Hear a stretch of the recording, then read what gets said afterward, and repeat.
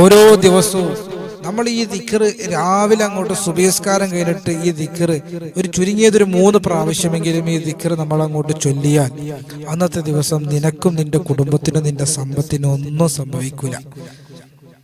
സംഭവിക്കൂല. ഇത് ഞാൻ വെറുതെ പറയുന്നതല്ല. ലോകത്തിന്റെ നായകൻ നബി മുഹമ്മദ് മുസ്തഫ അവിടുന്ന് ഇന്നുവരെ കളവ് പറഞ്ഞിട്ടില്ലല്ലോ. അള്ളാന്റെ റസൂൽ സല്ലല്ലാഹു അലൈഹി വസല്ലമ തങ്ങൾ സത്യമല്ലാതെ ഉച്ചരിച്ചിട്ടില്ലല്ലോ. ആ റിസാലത്തിന്റെ നാവ് കൊണ്ടാണ് പ്രവാചകൻ പറഞ്ഞതാണ്.